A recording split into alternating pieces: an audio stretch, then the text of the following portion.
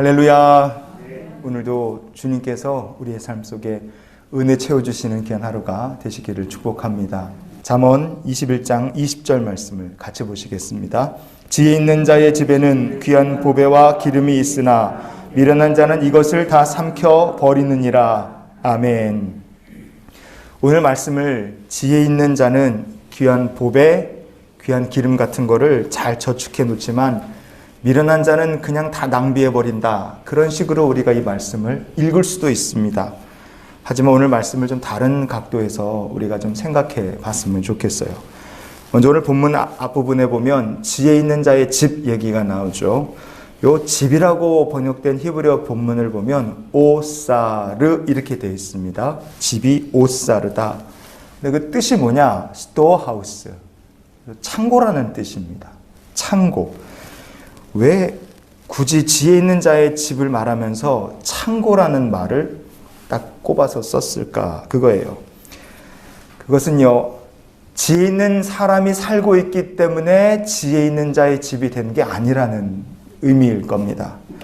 그리고 그 집에 귀한 보배가 있으니까, 값진 기름이 있으니까 그런 것들이 저장되어 있기 때문에 그 집이 지혜로운 자의 집이 되었다는 것도 또 아닐 겁니다.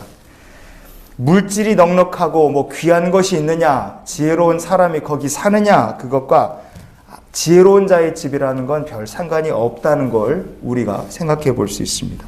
그런데 왜 성경은 오사르, 창고라는 말을 지혜 있는 자의 집을 설명할 때 여기다 썼을까? 여기서부터 우리가 한번 생각해 봤으면 좋겠어요.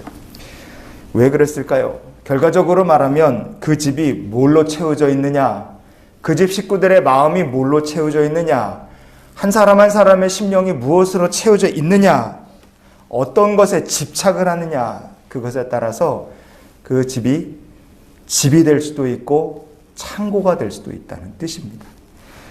여러분, 저장강박증이라는 거 혹시 들어보셨나요? 물건을 죽었다 깨도 못 버리는 사람들이 있어요. 아주 자그마한 종이 쪼가리 하나라도 못 버립니다. 버리지는 못하지. 눈에 있으면 다 주워오지. 안 되면 사오지. 그러니까 집이 점점 물건으로 꽉 차서 나중에는 사람이 있을 데도 없어요. 이 물건이 나한테 필요하냐? 이걸 내가 꼭 쓰느냐? 그거 신경 안 씁니다. 그런 건 중요하지가 않아요. 저장강박증에 걸린 사람들은 우리나라만 있는 게 아니라 전 세계적으로 많습니다. 그래서 영어로 그렇게 물건을 갖다가 쌓고 버리지 못하고 수집만 하는 사람들을 호더스라고 부릅니다. 물건을 잔뜩 쌓아두고 사는 사람들도 있고요. 어떤 집은 개를 수십 마리, 고양이를 수십 마리 키우는 애니멀 호더스도 있습니다. 뭘 갖다가 잔뜩 쌓아뒀던 간에 그거 다 버리지 못하는 강박장애고 정신질환의 일부분입니다.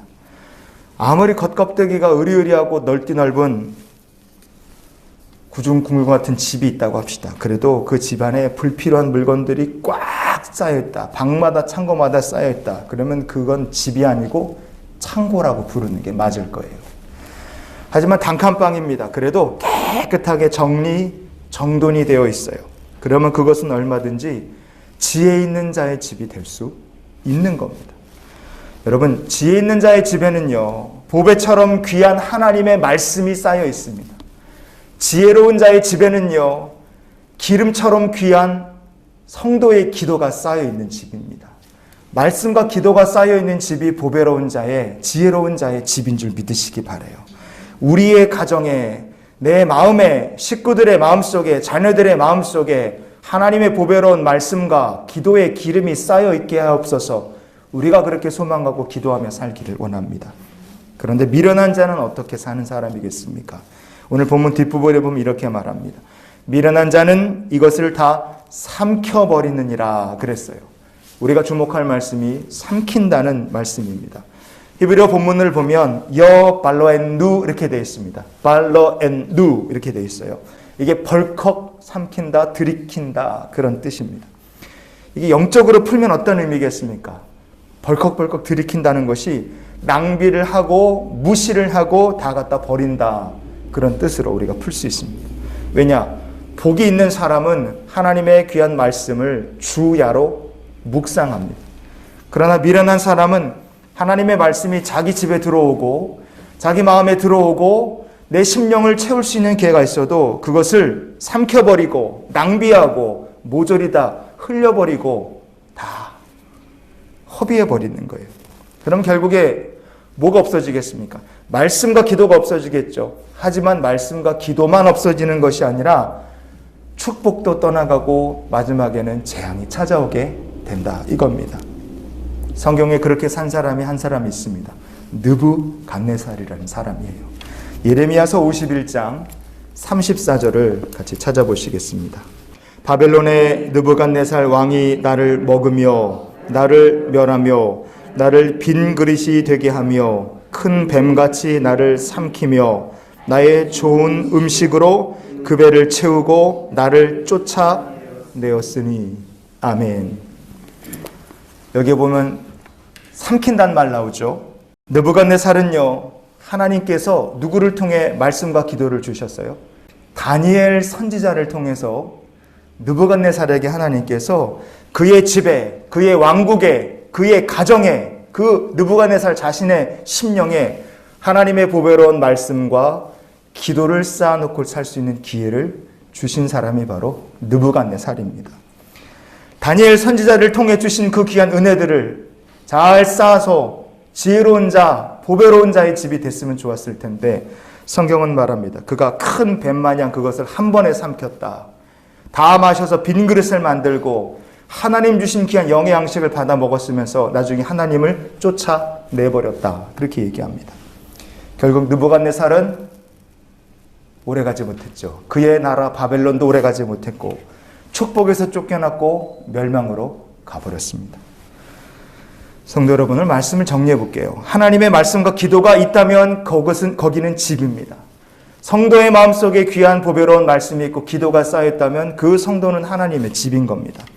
근데 만약에 말씀과 기도가 없다, 의리의리한 집이라 할지라도 아무리 대단한 사람이라 할지라도 그 집이, 그 사람은 그냥 창고 같은 인생인 것입니다. 마음속에 혹시 근심이 있고 가득 지금 차 있다면 주 예수 그리스도께 다 맡기시기를 주님의 이름으로 축복합니다. 주님이 주시는 말씀, 보배로운 말씀, 그리고 향기로운 기름 같은 기도, 성령의 충만함으로 인생을 꽉 채우는 성도들이 되시길 바랍니다. 그러면 지혜로운 자의 집이 되고 하나님께서 복 주실 거예요. 그러나 미련한 자의 창고 같은 인생이 되어서는 안 됩니다. 그러나 우리가 이런 기도로 한날의 삶을 살았으면 좋겠어요. 하나님, 오늘도 하나님의 말씀과 기도로 채워져가는 복 있는 가정, 복 있는 인생이 되게 해 주시옵소서. 미련한 자의 창고가 아니라 복 있는 자의 집으로 주님 앞에 세워져가는 그런 하루가 되시기를 주의 이름으로 축원을 드립니다.